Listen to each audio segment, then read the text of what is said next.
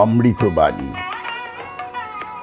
ভক্তি যোগ থেকে পাঠ, কণ্ঠে অঞ্জন গাঙ্গুলি। তাকে ভালোবাসলে বিবেক বৈরাগ্য আপনিই আসে। হাজার লেখাপড়া শেখো, ঈশ্বরে ভক্তি না থাকলে, তাকে লাভ করার ইচ্ছা না থাকলে সব মিছে। ভক্তিপথেই তাকে সহজে পাওয়া যায়। চাঁদ মামা যেমন সব শিশুর মামা, তেমনি ঈশ্বর সকলেরই আপনার। তাকে ডাকবার সকলেরই অধিকার আছে। যে ডাকবে তিনি তাকে দেখা দিয়ে কৃতার্থ করবেন। তিনি আপনার মা, আপনার বাপ, তার উপর জোর খাটে। আপনার লোককে এমন কথা পর্যন্ত বলা যায়, দিবি রে শালা। আপনার মা বোধ থাকলে এখনই হয়। তিনি তো ধর্মমা নন, আপনার নিজের মা। ব্যাকুল হয়ে মার কাছে আবদার করো। ব্যাকুল হলে তিনি শুনবেনই শুনবেন। তিন টান একত্র হলে তবে তিনি দেখা দেন। বিষয়ের উপর, মায়ের সন্তানের উপর, আর সতীর পতির উপর টান। ঈশ্বর কি ঐশ্বর্যের বশ? তিনি ভক্তির বশ। তিনি কি চান? টাকা নয়, ভাব, প্রেম, ভক্তি, বিবেক, বৈরাগ্য এইসব চান। প্রেমরজ্জুর স্বরূপ। প্রেম হলে ভক্তের কাছে ঈশ্বর বাঁধা পড়েন, আর পালাতে পারেন না। তাকে ব্যাকুল হয়ে প্রার্থনা করতে হয়। আন্তরিক হলে তিনি প্রার্থনা শুনবেনই শুনবেন। তার কাছে ব্যাকুল হয়ে প্রার্থনা করো, যাতে শুভ যোগ ঘটে, অনুকূল হাওয়া বয়। ব্যাকুল হয়ে ডাকলে তিনি সব সুযোগ করে দেন। ব্যাকুলতা হলেই অরুণ উদয় হলো, তারপর সূর্য দেখা দেবেন। ব্যাকুলতার পরই হয় ঈশ্বর দর্শন।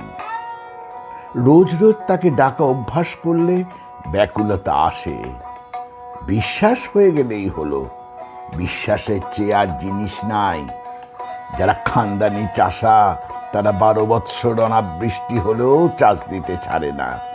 তেমনি যারা ঠিক ঠিক ভক্ত বিশ্বাসী, তারা সমস্ত জীবন তার দর্শন না পেলেও তার নাম গুণাকীর্তন করতে ছাড়ে না। তাকে বিচার করে জানা যায়, তার দাস হয়ে, তার শরণাগত হয়ে তাকে ডাকতে হয়। বেশি বিচার করা ভালো নয়। মার পাদপদ্মে ভক্তি থাকলেই হলো। বেশি বিচার করতে গেলে সব গুলিয়ে যায়। সাধু সঙ্গ সর্বদা করা দরকার। সাধু ঈশ্বরের সঙ্গে আলাপ করে দেন। ঈশ্বরের নাম গুণগান সর্বদা করতে হয়। আর সৎসঙ্গ। ঈশ্বরের ভক্ত বা সাধু, এদের কাছে মাঝে মাঝে যেতে হয়। সংসার করো না কেন, তাতে কোনো দোষ নাই, তবে ঈশ্বরে মন রেখো। যেন যে বাড়িঘর পরিবার আমার নয়, এসব ঈশ্বরের। আমার ঘর ঈশ্বরের কাছে। আর বলি যে তার পাদ পদ্মে ভক্তির জন্য ব্যাকুল হয়ে প্রার্থনা করবে। কখনো ভগবান চুম্বক, ভক্ত ছুঁচ। আবার কখনো ভক্ত চুম্বক, পাথর হন। ভগবান ছুঁচ হন। ভক্তের এমনই আকর্ষণ, যা তার প্রেমে মুগ্ধ হয়ে ভগবান তার কাছে গিয়ে পড়েন। মনকে যদি কুসঙ্গে রাখো, তো সেই রকম কথাবার্তা চিন্তা হয়ে যাবে। যদি ভক্তির সঙ্গে রাখো, ঈশ্বর চিন্তা, হরিকথা সব হবে। এক উপায়ে জাতিভেদ উঠে যেতে পারে।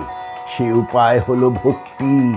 ভক্তের কোনো জাত নেই, ভক্তি হলেই দেহ, মন, আত্মা সব শুদ্ধ হয়।